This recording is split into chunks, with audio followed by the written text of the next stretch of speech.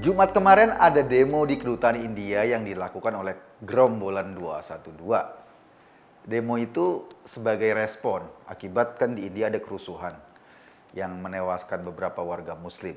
Yang menarik dalam demo ini ada ancaman. Mereka mau melakukan sweeping terhadap warga negara Indonesia berdarah India. Bahkan nama Rampun Jabi ikut disebut. Gue mikir, ini apa hubungannya? Lo mau demo konflik di India apa mau demo sinetron? Gue sih maklum sama demo itu. Mungkin ada rasa solidaritas sebagai sesama muslim yang menggerakkan kelompok ini protes pada pemerintah India. Mereka demo di kedutaannya di Jakarta. Itu biasa di Indonesia. Ini asiknya Indonesia. Siapa aja boleh kok demo. Boleh menyuarakan aspirasinya. Kebebasan semua orang dilindungi undang-undang. Kita mesti bersyukur menikmati kebebasan kayak gini. Tapi protes atau demo ya harus rasional juga dong. Jangan asal jeplak. Memprotes sikap pemerintah India yang dianggap nggak adil pada kelompok muslim di sana, itu sah-sah aja. Tapi ketika ujung-ujungnya ngancem sweeping warga berdarah India yang ada di Indonesia, itu mah konyol. Apalagi sampai menyeret-nyeret pemeluk Hindu yang ada di Indonesia.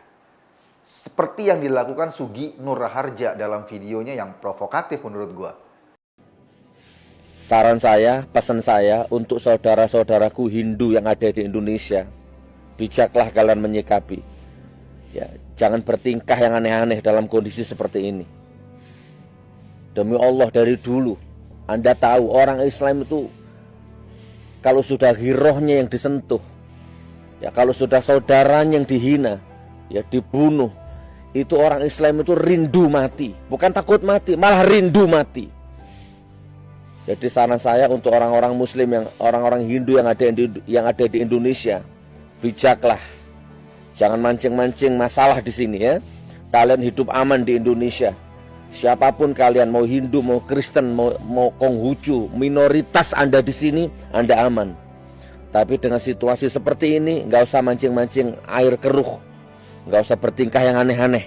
Di video itu, secara sengaja Sugi seperti ingin memindahkan konflik India ke Indonesia. Konflik Muslim dan Hindu di India pingin ditarik ke Indonesia.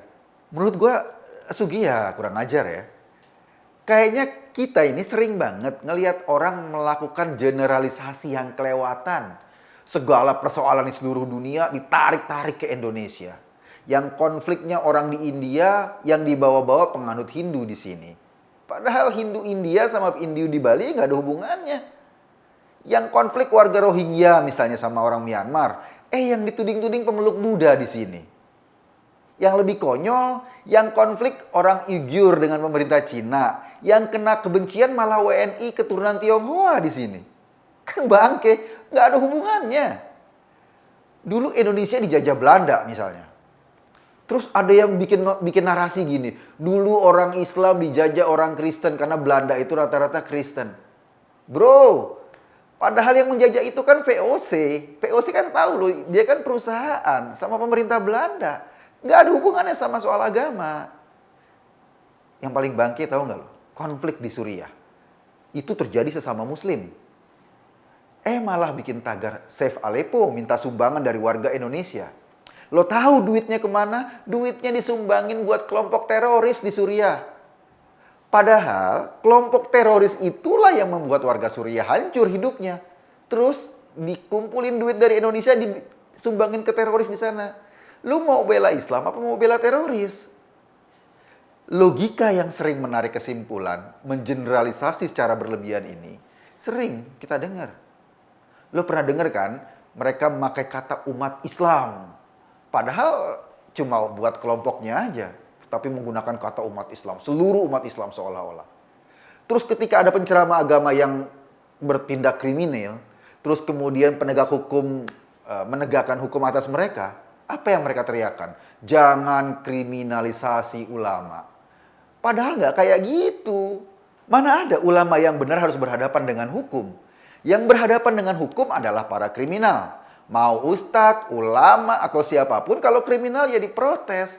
Jadi slogannya bukan kriminalisasi ulama, tetapi jangan mengulamakan para kriminal. Itu yang benar. Sebetulnya logika kayak gini menurut gue bukan tanpa rencana. Maksudnya logika yang mengeneralisasi segala sesuatu.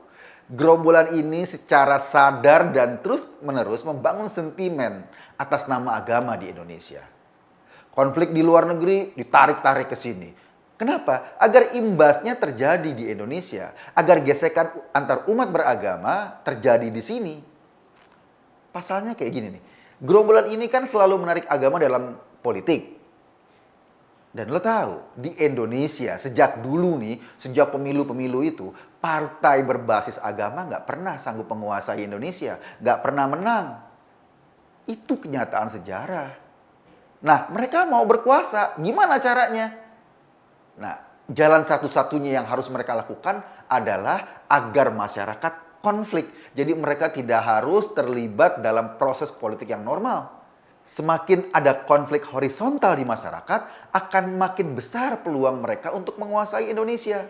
Jadi jangan kaget kalau soal kebencian agama ini terus-menerus dibakar-bakar. Sekarang juga dimainkan kebencian rasial.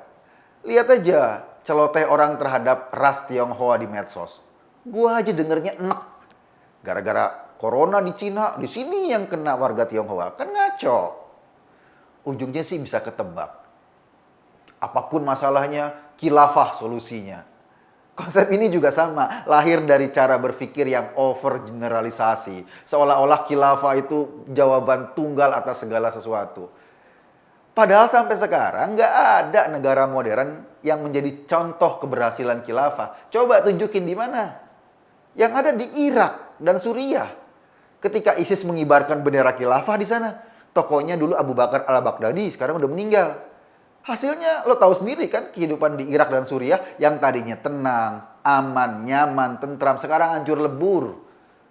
Apa khilafah menyelesaikan persoalan di Irak dan Suriah? Enggak, malah tambah hancur kehidupan. Dalam konteks India, gua juga protes sama pemerintah India. Mereka mesti memperlakukan semua warganya secara adil. Jangan ada diskriminasi agama. Langkah itu bahaya bagi kemanusiaan.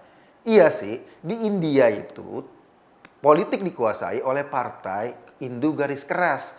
Tetapi mereka juga harus sadar, India kan terdiri dari beragam masyarakat. Jadi harus diperlakukan semua dengan adil. Dan konflik masyarakat Hindu dan Muslim di India, sekali lagi, nggak ada hubungannya dengan masyarakat Hindu dan Muslim di sini. Mereka yang menghubung-hubungkan tergolong kena sakit jiwa level 9. Lo tahu siapa yang kena sakit jiwa level 9? Nah itu, Sugi. Menurut gua, dia sengaja narik-narik konflik ini ke sini agar terjadi gesekan dan kebencian agama di Indonesia. Dan ini harus ditanganin. Ini nggak benar. Gue sih cuma ngajak lo mikir. Kesimpulannya ya terserah lo. Thank you.